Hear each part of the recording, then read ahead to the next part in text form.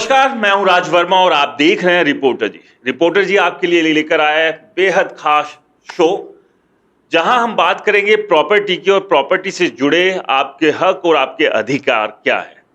तो ये शो है द इंडियन प्रॉपर्टी बाजार। दरअसल जब हम कोई भी प्रॉपर्टी लेने के लिए जाते हैं तो हम ये देखते हैं कि वो प्रॉपर्टी कैसी है, प्रोजेक्ट कैसा है और उस प्रोजेक्ट से जुड़ा हुआ बिल्डर कितना बड़ा है। इस नाम और इस अच्छे प्रोजेक्ट के चलते हम अपना पैसा इन्वेस्ट कर देते हैं, लेकिन कई बार हम ऐसी बड़ी गलतियां कर जाते हैं जिसकी वजह से हमारी जो मेहनत की गाढ़ी कमाई है वो डूब जाती है, यानी कि वो बिल्डर उसको हड़प लेता है या कुछ इस तरह के हालात बन जाते हैं कि ना बिल्डर के हाथ कुछ बचता है, ना ही खरीदार अपना घर ले पाता है। और फिर शुरुआत होती है चौराहों पर प्रोटेस्ट की, एक लंबी लड़ाई की, लेकिन उससे हासिल क्या होता है ये अपने आप में बड़ा सवाल बनता है। खैर, आज से हम इस शो की शुरुआत कर रहे हैं और मेरे साथ हमारे जो प्रॉपर्टी एक्सपर्ट हैं, एडवोकेट जगदीप शौरान जी।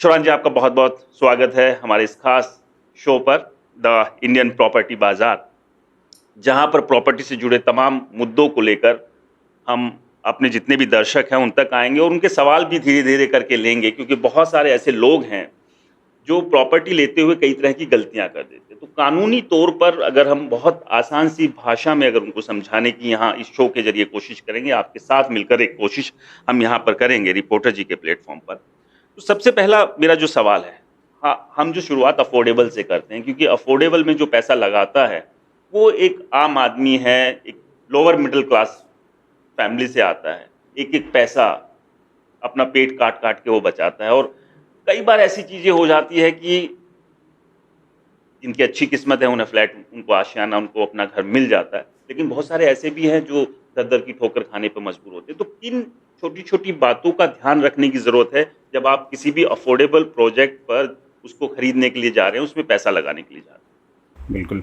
सर्वप्रथम तो राज जी, मैं आपको बधाई देता हूं आपके इस चैनल के लिए, और ये जो नया कार्यक्रम आपने लोगों के लिए शुरू किया है, जिसकी बहुत ज़्यादा ज़रूरत है कि अवेयरनेस लोगों तक पहुंचे, और ख़ासकर उन लोगों तक जो अपनी ज़िंदगी भर की एक कमाई अपने आशियाने को ख़रीदने के लिए लगाते हैं। आजकल रोज़ाना देखने को मिलता है लोग चौराहों पे प्रोटेस्ट कर रहे हैं, और सिर्फ इसमें ये नहीं कहा जा सकता कोई सरकार की कमी है या बिल्डर्स क्या कर रहे हैं, इसमें लोगों की भी कुछ कमियां हैं जिसको डिस्कस करना, जिसके ऊपर में फोकस करना बहुत ज़रूरी है।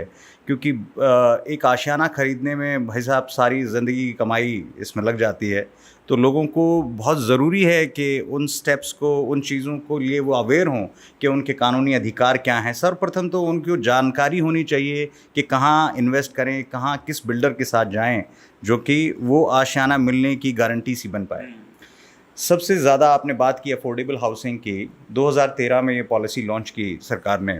देखिए, हर शहर बड़ा होता जा रहा है और ये इकॉनमी हमारी देश की बढ़ रही है। गुड़गांव जैसा शहर अब मिलेनियम सिटी कहलाते हैं हम लोग, और बहुत ज़्यादा स्ट्रेस है, बहुत ज़्यादा एक डिमांड है जब लोगों का यहाँ पर, प्रवासी लोगों का जो रोज़गार के लिए यहाँ पर आना होता है, तो घर की एक डिमांड अपने आप में बढ़ती है। और जो मीडियोकर सेक्शन है, जो लोअर मिडिल क्लास का सेक्शन है, जिसे ये अफोर्डेबल हाउसिंग पॉलिसी के थ्रू कैटर किया जा रहा था, बहुत अच्छी सुंदर पॉलिसी, मैं कहता हूँ 7 पेज की पॉलिसी है। अगर हर जो इन्वेस्टर है या जो अलॉटी है जो इसमें इन्वेस्ट करना चाहता है या अपने रहने के लिए, अपने परिवार के लिए लेना, बिल्कुल वो इस 7 पेज को ज़रूर पढ़े, वो बहुत ज़रूरी है। देखिए, कुछ सावधानियां लोगों को लेनी होंगी। रियल एस्टेट को सिर्फ इन्वेस्टमेंट पॉइंट ऑफ व्यू से देखना, एक माहौल ऐसा बना दिया जाता है कि ये चीज़ अगर आप इन्वेस्ट करते हैं आज, तो ये चीज़ आने वाले समय में इस वैल्यू पे पहुंच जाएगी, अरबों करोड़ों की देखिए, और पता नहीं क्या वो क्या हो ख्वाब जाएगा। दिखाए जाते हैं, वो ख्वाब दिखाए जाते हैं। लेकिन सबसे पहली ज़रूरत है वो जानने की, जो बिल्डर इसे लॉन्च कर रहा है, जो बिल्डर ये प्रोजेक्ट लेके आया है, उसके क्रेडेंशियल्स क्या हैं, क्या वो बाज़ार में नया है, क्या उसका कोई इतिहास है, कोई ऐसी चीज़ें हैं। और आज के दिन में तो प्रोजेक्ट रजिस्टर्ड होते हैं रेरा में। इनके सबसे पहले आप बिल्डर की रेपुटेशन को अच्छे से खंगालिए, जानिए। बिल्कुल, और ये बहुत ज़रूरी है, और इसके लिए आपको एक्सपर्ट्स मिलते हैं। इसके लिए लीगल एक्सपर्ट्स हैं, रेरा प्रैक्टिसिंग लॉयर्स हैं। सबसे बड़ा दुर्भाग्य क्या है कि हम रिलाय कर लेते हैं जो प्रॉपर्टी डीलर्स हैं, अच्छी बात है, वो बिज़नेस करते हैं और उसकी बातों को रिलाय करना बनता भी है, क्योंकि मार्केटिंग इस तरीके से की जाती है। बट सिर्फ आप वहीं रिलाय ना करें, क्योंकि होता क्या है, ये बड़ा ही कॉन्ट्रडिक्शन है अपने आप में कि एक ही डीलर है दोनों पार्टीज़ के बीच में। बिल्डर का माल भी वही बेच रहा है, वो मकान वही बेच रहा है और वही इंश्योर कर रहा है कि मैं काम आपके लिए कर रहा हूँ, जिसमें कि बिल्डर उसे कमीशन दे रहा है। फ्रेश जो बुकिंग होती हैं, जो नए घर बुकिंग किए जाते हैं, वहाँ बिल्डर एक बहुत बड़ी रकम प्रॉपर्टी डीलर्स को पे करता है। तो सिर्फ ये सोच लेना कि एक ही आदमी जो दोनों तरफ से डील कर रहा है वो दोनों के भले में काम करेगा, तो थोड़ा सा अटपटा सा है। एक बड़ी चैलेंज होता है यहाँ पर। है। ये आपने एक अच्छी बात कही, और ये समझना बेहद जरूरी है कि हम, क्योंकि जो प्रॉपर्टी लेने जब हम जा रहे होते हैं, आमतौर पर कोई छोटी छोटी चीजें भी लेनी होती है तो हम सलाह मशवरा करते हैं।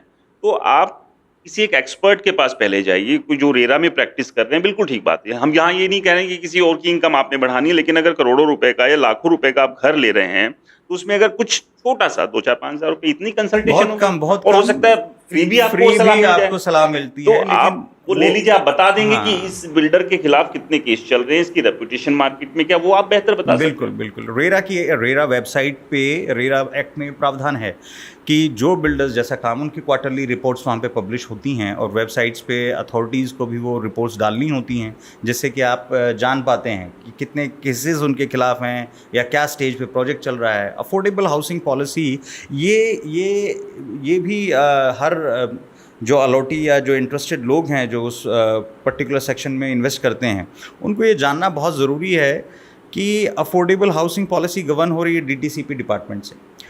आपको अपने कंस्ट्रक्शन प्रोग्रेस को खुद भी देखना है और शिकायतें समय रहते डीटीसीपी डिपार्टमेंट को करनी है। अब तो उस पॉलिसी में और अमेंडमेंट हुए हैं और आज पॉलिसी कंस्ट्रक्शन लिंक बना दी गई है। जो लकूना इसमें था उसको मिटाया गया है कि अब पैसा बिल्डर सिर्फ कंस्ट्रक्शन लिंक्ड ज़रिए से ले पाएगा कि आपका प्रोजेक्ट किस प्रोग्रेस तक पहुंच गया है, स्लैब वाइज कहां तक पहुंचा है, उसी हिसाब से पैसे लिए जाएंगे। इससे पहले जो लकूना था अफोर्डेबल हाउसिंग पॉलिसी का, वो 4 साल में आपको पैसा पे करना ही करना था, चाहे उसमें बिल्डर ने सिर्फ एक्सकवेशन किया है, कोई कंस्ट्रक्शन नहीं की, क्योंकि आपको बाध्य करती थी हर 6 महीने में आपको किस्त देनी है। लेट करेंगे तो पेनल्टी। लेकिन वहाँ वो लोग, इसमें जो जागरूक लोग थे, जो डीटीसीपी डिपार्टमेंट तक पहुँचे कि जी आज मेरी तीसरी किस्त आ गई है, लेकिन आज तक वहाँ बिल्डर ने गड्ढा तक नहीं खोदा। तो ये सारी चीज़ें बहुत ज़रूरी है लोगों को अवेयरनेस में आना है कि डीटीसीपी डिपार्टमेंट की पॉलिसी है तो वो गवर्न भी कर रहे हैं, वो उस बिल्डर को पुश भी कर सकते हैं उस प्रोग्रेस तक आने के लिए, और वो आप एडवाइजरी भी इशू कर सकते हैं कि बिल्डर वो काम नहीं कर रहा है तो आप ये पैसा रोक सकते हैं। यानी कि दूसरी बात जो ध्यान रखनी है कि आप जो प्रोग्रेस है उस प्रोजेक्ट उसको समय समय पर चेक करते हैं, खुद से दूसरे के ऊपर ना डाल दें कि डीटीसीपी डिपार्टमेंट बैठा है, रेरा बैठा तो नहीं। बिल्कुल, देखिए क्या है, कुछ रिस्पॉन्सिबिलिटी हमारी भी है, तो क्योंकि घर आपका है और आप साझेदार हैं उस प्रोजेक्ट में बिल्डर के साथ में, जहां आप पैसा दे रहे हैं, बिल्डर की रिस्पॉन्सिबिलिटी वो डिलीवर करने की। तो अचानक से 4 साल के बाद जागना और कहना कि प्रोजेक्ट नहीं बना और सरकारें ही जिम्मेदार हैं, तो वो कहीं ना कहीं मैं मानता हूँ कि वो कहीं ना कहीं थोड़ा तो गड़बड़ है। देखिए, अपनी रिस्पॉन्सिबिलिटी हम भी नहीं निभाएंगे और सिर्फ सरकार पे छोड़ दें तो थोड़ा सा अटपटा लगता है। लेकिन ज़रूर है सरकारों को भी सजग होना है कि जहाँ जो ख्वाब आप गरीब आदमी को दिखाते हैं, आप ये दिखाते हैं कि मेरी सरकार की उपलब्धियाँ इस तरीके की हैं कि मैं लोगों के आशियाने मुहैया करा रहा हूँ कम कीमत पर, तो वहाँ सरकारों की जवाबदेही भी बनती है कि वो आशियाने क्यों नहीं मिले। ये 2-3 इंपॉर्टेंट चीज़ें हैं जिसका आपको खास तौर से ध्यान रखना है जब आप अफोर्डेबल में आप जा रहे हैं। तो पहला आप रेपुटेशन जान लीजिए बेहद अच्छे से कि बिल्डर की रेपुटेशन कैसी है, और उसके लिए बेस्ट तरीका ये है कि आप जो रेरा के जो एक्सपर्ट्स हैं उनका एक ओपिनियन उसके बारे में ले लीजिए। रेरा की आप साइट पर जाइए, वहाँ पर आपको उस बिल्डर के बारे में भी बहुत सारी दूसरी जानकारियाँ मिल जाएगी। दूसरा आपको ये करना है कि जो प्रोजेक्ट की प्रोग्रेस कैसी चल रही है, क्योंकि जब वो आपसे किस्त मांग रहा, पहली किस्त आपने दी, जब दूसरी किस्त का समय आया तो आप उसकी प्रोग्रेस देखिए कि वहाँ कुछ काम हो भी रहा है या वो वहीं पर रुका हुआ है, सिर्फ आपसे पैसा ही ले रहा है। और ऐसी कौन कौन सी चीज़ें हैं जो टिप्स हैं जो दर्शकों को आप देना चाहेंगे कि और 2-4 चीज़ें इसका भी ध्यान रखें उस 7 पन्नों में से? बिल्कुल। अफोर्डेबल हाउसिंग पॉलिसी को देखिए, बहुत ज़रूरी क्या है, जो पहली जो किस्त है वो तो 5% आप जान रहे हैं कि एप्लीकेशन के साथ में 5% आपको अमाउंट देना होता है। 20% की किश्त आती है, जो पहली किश्त है जब अलॉटमेंट होगा, वो इन्वायरमेंटल क्लियरेंस के बाद ही बिल्डर रेज़ कर सकता है। मेजॉरिटी ऑफ केसेस जो हमारे पास आते हैं अफोर्डेबल हाउसिंग पॉलिसी में, हम देखते हैं लोगों ने 20% का जो अमाउंट है वो सिर्फ अलॉटमेंट करने से ही दे दिया। उन्होंने उस पॉलिसी के जो प्रावधान है उनको नहीं देखा कि बिल्डर वो 20% की किश्त जब ही मांग सकता है जब इन्वायरमेंटल क्लियरेंस आ गया है कि नहीं, और इन्वायरमेंटल क्लियरेंस के बाद आपको 20% दे है। और क्यों यहाँ पर देखिए क्या है, लकुना क्या है। एनवायरमेंटल जो बात जो कर रहे हैं हम, लाइसेंस की उसकी बात कर रहे हैं कि उसके पास वो जो परमिशन आए, इसका मतलब लॉजिक क्या है? क्या इसी के बाद कंस्ट्रक्शन शुरू होती है? इसके बाद पॉलिसी ये कहती है कि इन्वायरमेंटल क्लियरेंस आने के बाद में ही कमेंसमेंट ऑफ प्रोजेक्ट शुरू होगा। जो 4 साल का समय है वो आपके एप्लीकेशन भरने वाले समय से नहीं है, वो है जिस दिन आपको अलॉटमेंट हो रहा है, और आपको देखना है कि अलॉटमेंट इन्वायरमेंटल क्लियरेंस के बाद ही हो रहा है। उससे पहले अगर बिल्डर उसे अलॉट करता है तो वो गलत कर रहा है। लेकिन हमारी भी कुछ ड्यूटीज़ हैं, हमारे भी कुछ अपने राइट्स हैं जो हमें एक्सरसाइज उसी टाइम पर करने हैं। ये कहाँ पर चेक करेगा? अगर मुझे ये चेक करना हो कि एनवायरमेंटल जो क्लियरेंस है वो ले रखी है बिल्डर ने, मैं वो कहाँ जाके चेक करूँ? क्योंकि देखिए, एक खरीदार होने की बातें बहुत ज़्यादा मुझे नहीं पता है इस बारे में, तो मैं कहाँ जाऊँगा? देखिए, सबसे पहला है, बिल्डर जो है आपसे जो किश्त ले रहा है, पैसे देने वाले आप हो, जो पैसे का बोलबाला होता है, बिल्डर को अगर पैसा चाहिए तो आपके सवालों के जवाब देने होंगे, और वाजिब सवाल जब होगा तो वो उससे मुकर नहीं सकता है। आपका ये राइट है कि इन्वायरमेंटल क्लियरेंस को पहले देखें, उस कागज़ को डिमांड करें, उस जो बिल्डर ने डिमांड रेज़ की है अलॉटमेंट के टाइम पर, उसके साथ आप भी डिमांड करें कि मुझे इन्वायरमेंटल क्लियरेंस की कॉपी दी जाए। यानी कि जो मेल बिल्डर करता है आमतौर पर, जो किश्त जो लेनी होती है उसके लिए वो मेल करता, तो आप उसी के ऊपर एक रिवर्ट कीजिए, उसी से जवाब मांगिए कि एनवायरमेंटल क्लियरेंस जो है अगर आपने ले ली है तो उसका सर्टिफिकेट, उसकी जो भी पर्ची होगी, चिट्ठी होगी, पत्र होगा, वो उसके साथ अटैच करके भेज दे और उसके बाद अपनी किश्त दे ले। तो यहाँ पर ये समस्या भी आपकी बहुत ज़्यादा, सबसे बड़ी समस्या यही है, क्योंकि बिल्डर ने अलॉटमेंट रेज़ कर दी इन्वायरमेंटल क्लियरेंस आने से पहले, और अलॉटमेंट के साथ ही आपका जो 4 साल का पीरियड है, जो पेमेंट पीरियड है, वो टैसिटली वो स्टार्ट कर देता है कि अलॉटमेंट के 6 महीने बाद आपकी पहली किश्त आ जाएगी। तो और आपने वो इन्वायरमेंटल क्लियरेंस नहीं देखी। बहुत सारे मामले ऐसे हुए हैं जहाँ की इन्वायरमेंटल क्लियरेंस अलॉटमेंट के 1 साल बाद आई, और जब आप रेरा में जाते हैं कि जी मेरे प्रोजेक्ट को तो 4 साल हो गया है और बिल्डर मुझे ये बिल्डिंग अभी तक नहीं दे रहा है, इस पर डिले पोजीशन इंटरेस्ट दिया जाए, तो रेरा अथॉरिटी भी देखिए कहीं ना कहीं उनके भी हाथ बन जाते हैं कि commencement of project environmental clearance के बाद होना है। तो आपका 4 साल का पीरियड उसके बाद में है, आप जो पैसा दे रहे हैं हम वो प्री पेमेंट्स कर रहे हैं जो कि ड्यू होती ही नहीं है, जो ड्यू ही नहीं हुई है वो पैसा आप उसको दे रहे हैं, और एक लंबी लड़ाई फिर आपकी शुरू हो जाएगी, और कानूनी पचड़े और ये सारी चीज़ें, और आप पैसा देते जा रहे हैं, जबकि सारी चीज़ें आपके हाथ में हैं। अगर अवेयरनेस है लोगों में, अगर लोग ये जानते हैं कि मेरे राइट्स क्या हैं, तो वो इस चीज़ों से बच पाएंगे। एटलीस्ट वो जो पैसा जो ड्रेन हो रहा है, जो पैसा आप बिल्डर को दे रहे हैं, वो आप रोक पाएंगे, और वैलिड ग्राउंड्स पे रोक पाएंगे, जिससे ना तो वो आपका कैंसिलेशन कर पाएगा और ना ही आपको स्ट्रेस में ज़्यादा डाल पाएगा। क्योंकि पैसा जब जाता है आपका, तो आप कहीं ना कहीं से लोन उठाते हैं, EMIs देते हैं उसके ऊपर में, तो आपको ये देखना बहुत ज़रूरी है कि जो डिमांड की गई है क्या वो वाजिब है कि नहीं। नहीं, ये दोनों तीनों चीज़ें बेहद इंपॉर्टेंट है, और इनका तो आप खास ख्याल रखें ही, नहीं रखेंगे तो पैसा भाई साहब डूब जाएगा आपका, और इसके लिए फिर आप किसी को दोष देते रहिए, उससे कुछ हासिल होना नहीं है। और ऐसी कौन सी चीज़ें हैं जिसको, और जब खरीदार जा रहा है इन तीनों बातों के अलावा, जिसका वो खास और ध्यान? देखिए, अफोर्डेबल हाउसिंग पॉलिसी में तो it's a very straight forward है कि लाइसेंसेस दिए जाते हैं, कुछ क्रेडिबिलिटीज़ तो गवर्नमेंट्स भी देख रही हैं, और लेकिन सबसे बड़ा सेक्टर ये जो आपका आता है जहाँ सिर्फ रेरा लाइसेंस है, रेरा पे ही डिपेंडेंस है, सरकार का कोई ज़्यादा इंटरफेरेंस नहीं है, जो लग्जरी सेगमेंट या मीडियोकर सेगमेंट्स के जो घर हैं, वहाँ जो सबसे बड़ी एक दिक्कत सामने मैं बीच में रोक रहा हूँ, अभी लग्जरी पे हम नेक्स्ट एपिसोड में करेंगे, क्योंकि अभी अफोर्डेबल पे है। अच्छा, और मैं इसमें क्योंकि 2-3 सवाल और है मेरे इसमें अफोर्डेबल से लेकर ही, क्योंकि नियम बहुत अच्छे बनाए हैं उसमें, लेकिन अगर DTCP डिपार्टमेंट, कुछ इस तरह के मामले भी आए हैं, DTCP डिपार्टमेंट से लाइसेंस लिया जाता है, लेकिन अगर वहाँ उस डिपार्टमेंट से कुछ गलती हो जाए और बिल्डर जो है जो डॉक्यूमेंट्स दे रहा है वो ठीक नहीं है, और साल 2 साल 3 साल बाद DTCP डिपार्टमेंट को ये नज़र आता है कि ये तो फर्जी दस्तावेज इन्होंने प्रोड्यूस कर दिए थे, और लाइसेंस को रद्द कर देते हैं। इसमें अब कहाँ जाएगा? इसमें तो मर तो खरीदार गया जिसने पैसा लगाया। करप्शन को रोकना ही तो सबसे बड़ा चैलेंज है, और कानूनी प्रावधानों में उन लोगों को भी उसमें पार्टी बनाया जा सकता है जिन लोगों ने अपनी ड्यूटीज़ को अच्छे से नहीं निभाया है। लेकिन हासिल नहीं है, जो अलॉटी है उसका राइट ये है कि उसे वो घर कैसे मिल पाए। हमें मेन फोकस अगर हम उस सेगमेंट पे कर रहे हैं कि उसे तो अपने घर से ही देखिए सरोकार है, कौन किसने कहाँ करप्शन किया, और उससे ज़्यादा लोगों को मतलब भी नहीं होता, और वो लड़ाई लड़ने का मादा कोई नहीं दिखाता है, क्योंकि वो ऐसी लड़ाई है जो आप हकों के लिए लड़ रहे हैं लेकिन कोई जाता नहीं है। आपका मेन फोकस हमेशा घर पर रहता है। तो रेरा के भी प्रावधान हैं जहाँ पे एसोसिएशंस को क्रिएट करके जो प्रोजेक्ट अगर मान लीजिए लाइसेंस रद्द कर दिया गया है बिल्डर का, तो टेक ओवर किया जा सकता है थ्रू रेरा एसोसिएशंस को, और वहाँ सरकार का नुमाइंदा भी वहाँ अपॉइंट करके उन प्रोजेक्ट्स को पूरा कराने का प्रावधान है। अब बात आती है कि बिल्डर बायर्स ने पूरा पैसा दे चुके हैं बिल्डर को, और बिल्डर का रजिस्ट्रेशन रिवोक्ड है, और अब लोग घर चाहते हैं। तो देखिए, हमें पैसा, असल में हमारा इंटरेस्ट है उस घर को लेने का। उसमें कुछ मेजॉरिटी ऑफ लोग हैं जो सिर्फ एक इंटरेस्ट और सिर्फ अपने एस्केलेशन पॉइंट ऑफ व्यू से आए हैं, जो उसमें इन्वेस्टमेंट के तौर पे आए हैं, जिनको ये था कि अगर ये अफोर्डेबल हाउसिंग का है, 22 लाख का घर है, बनने के बाद में 40 लाख का हो जाएगा और मैं बेच दूंगा।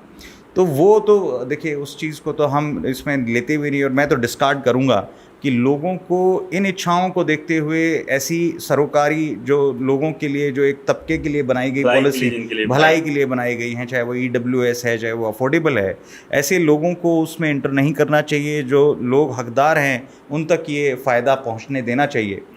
और अब बात आती है वो घर कैसे मिले, तो प्रावधान हैं रेरा में भी, जहां रजिस्ट्रेशन रिवोक होने के बाद में, बिल्डर पे एक्शन होने के बाद में, या बिल्डर भाग जाता है, तो एसोसिएशन, अलॉटीज़ की एसोसिएशन जो है वो उसे कैसे टेक ओवर कर सकती है, और पैसा उसमें जो पेंडिंग वर्क हैं, आपको ऑक्यूपेशन सर्टिफिकेट जब ही मिलेगा जब आपकी फायर लाइन्स और सारी जो कंस्ट्रक्शन एक्टिविटीज़ हैं वो प्रॉपर वे में कंप्लीट होंगी।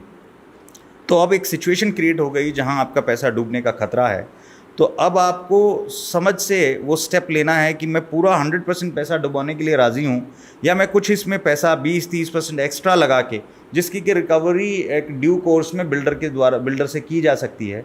तो फोकस लोगों को करना चाहिए उस घर को पाने का, और रेरा के उन प्रावधानों के फ़ायदे उठाने का, जिसमें एसोसिएशंस ऑफ अलॉटी उसको टेक ओवर कर सकती है, प्रोजेक्ट को कंप्लीट करा सकती है, और अपने आशियाने का सपना पूरा कर सकती है। क्या कोई कानूनी ऐसा कोई वो नहीं है प्रावधान जिसमें कि उस बिल्डर पर सीधे जो बाकी उसकी दूसरी प्रॉपर्टीज़ हैं उसको अटैच करके वो वहाँ से रिकवरी करके उस प्रोजेक्ट को पूरा करे, या फिर इसको करने में, इस प्रोसेस में एक लंबा समय लगेगा, तब तक जो कंस्ट्रक्शन जितनी हो गई है वो खंडहर हो जाएगी? बिल्कुल, ये लंबे समय, देखिए क्या होता है, कानून के उनके भी अपने राइट्स हैं, और ये एक डिले टैक्टिसेस शुरू हो जाती हैं। कोई भी आदमी, कोई भी मजबूत आदमी जो कानून को भी एक अच्छे तरीके से अपने आप को रिप्रेजेंट कर सकता है कोर्ट में, अलॉटीज़ के बनस्बत, क्योंकि बिल्डर के पास में पैसा है, बिल्डर के पास में वो ताकत है, वो ताकतवर है आपसे। तो आप एक लंबी लड़ाई को ना देखते हुए, एक उस चीज़ को ना देखते हुए कि वही सलाखों के पीछे हो, आपका मेन फोकस घर को पाना भी होना चाहिए, और न्याय के लिए अगर किसी ने गलत किया है तो सलाखों के पीछे भी पहुंचाना बहुत ज़रूरी है।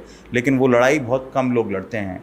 तो कम से कम घर की जो लड़ाई है कि वो घर कैसे हम पा पाएँ, तो उसके लिए आप रेरा के प्रावधानों का फ़ायदा उठाएं, और वो एसोसिएशन ऑफ अलॉटीज़ के टेक ओवर करने की कोशिश करें, जो कि आपका अगर 100% पैसा गया है तो 70%, 60% आने की उम्मीद तो बन जाती है। और बाकी का जो बच्चा है वो एक रिकवरी का जो लंबी लड़ाई से आप अटैचमेंट आप केसेस के थ्रू होगा। वो जब उसको, अब वो इंसॉल्वेंसी में है, ये किस चीज़ पे है, वो तो फैक्ट्स के ऊपर डिपेंड करता है।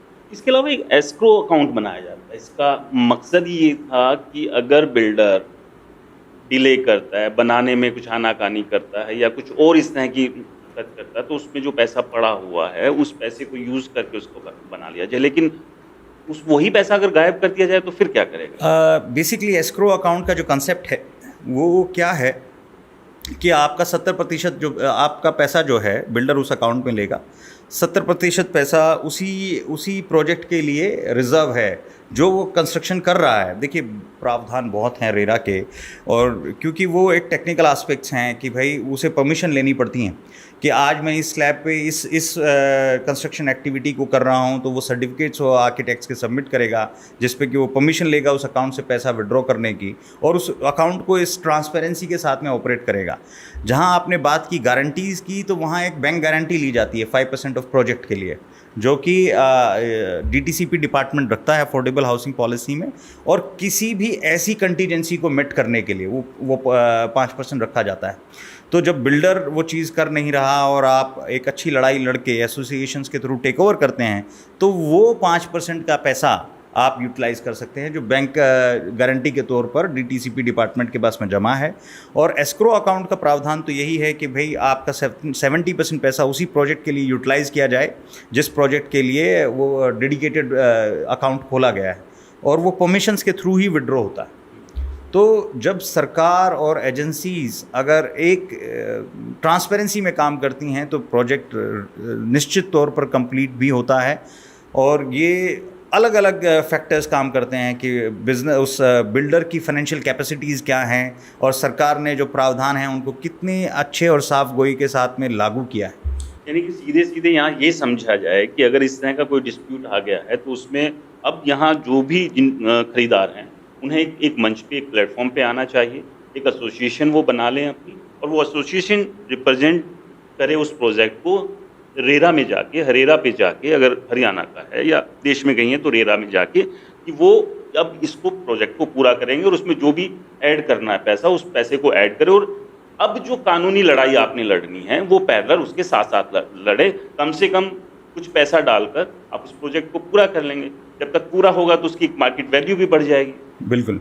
देखिए लोगों को ये जानकारी बड़ी ज़रूरी है कि जो एसोसिएशन ऑफ अलॉटीज़ है, बिल्डर बाध्य है वो एसोसिएशन ऑफ अलॉटीज़ जैसे ही बुकिंग आती हैं, मेजॉरिटी मान लीजिए कि अगर आपके पास में कोई प्रोजेक्ट है जहाँ 600 यूनिट हैं उस प्रोजेक्ट में, तो 300 से आंकड़ा जैसे ही बढ़ेगा, बिल्डर बाध्य है 3 महीने के अंदर में एसोसिएशंस ऑफ अलॉटी क्रिएट करके उन एसोसिएशन ऑफ उन मेंबर्स को सुनिश्चित करेगा, उन मेंबर्स को इन्फॉर्म करेगा कि आपकी एसोसिएशन ऑफ अलॉटीज़ बन गई है। मैं तो रिक्वेस्ट करूंगा हर उस जागरूक इन्वेस्टर या जागरूक अलॉटीज़ से, या जो घरों के लिए आवेदन करते हैं, कि आप कम से कम इंश्योर करा लें ये चीज़। जैसे ही अलॉटमेंट पे आती है अफोर्डेबल हाउसिंग पॉलिसी, तो एसोसिएशन ऑफ अलॉटी बिल्डर को बना के देना है। ये रेरा के प्रावधान है और जिसका फ़ायदा लोगों को लेना चाहिए, और उसके थ्रू आप बेटर रिप्रेजेंटेशन कर सकते हैं।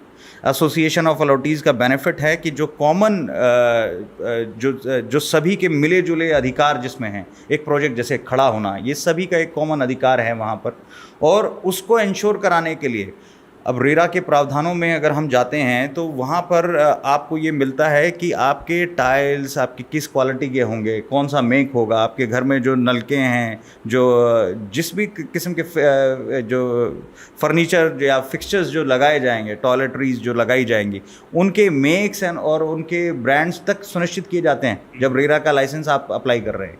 और एसोसिएशन ऑफ अलॉटीज़ होगी तो वो जानकारी वहाँ से हासिल करें आप लोग रेरा से, कि हमारे को क्या जो रेरा लाइसेंस में दिया गया है तो क्या इन्होंने स्पेसिफिकेशंस दी हैं, और उसको इंश्योर कराए। वो जागरूक लोग, उस हकों की लड़ाई आपको कंस्ट्रक्शन शुरू होते ही लड़नी है।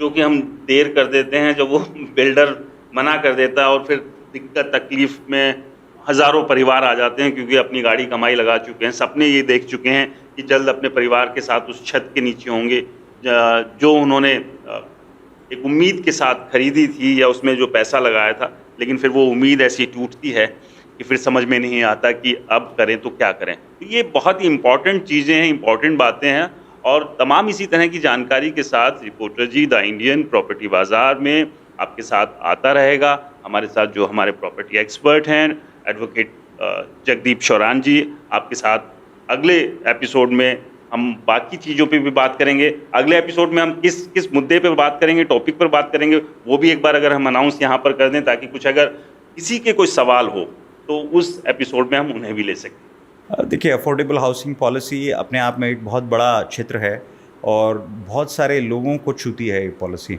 सरकार के बेहतर कदम हैं। देखिए क्या होता है, जन भागीदारी जब तक जिस कार्य को पूर्ण कराने में नहीं होगी तो वहाँ हम कहीं ना कहीं इस तरीके के धोखे खाते हैं।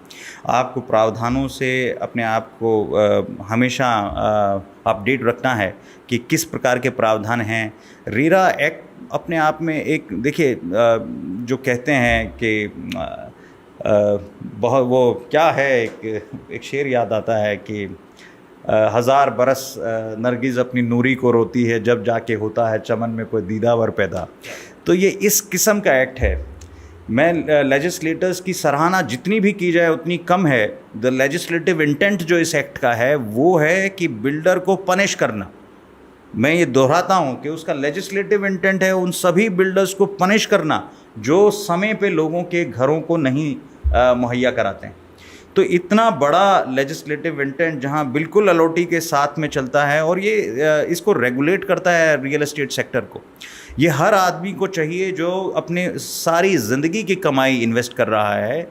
ये कुछ पन्नों के एक्ट होते हैं जिनको आप, उन प्रावधानों को अगर आप देख लें तो मैं नहीं समझता कि इसमें आपको किसी भी एडवोकेट की भी इतनी ज़रूरत रह जाएगी। बड़े ही सरल भाषा में उस इंटेंट को एक्सप्रेस किया गया है। अफोर्डेबल हाउसिंग पॉलिसी तो बिल्कुल ही कुछ ही पन्नों की है, लेकिन इतनी सुंदर पॉलिसी कि लोगों को वो हक मिल सकें इस मिलेनियम सिटी में, और ऐसी हर उभरती हुई सिटी में गरीब अपने एक घर का अधिकार पा सके।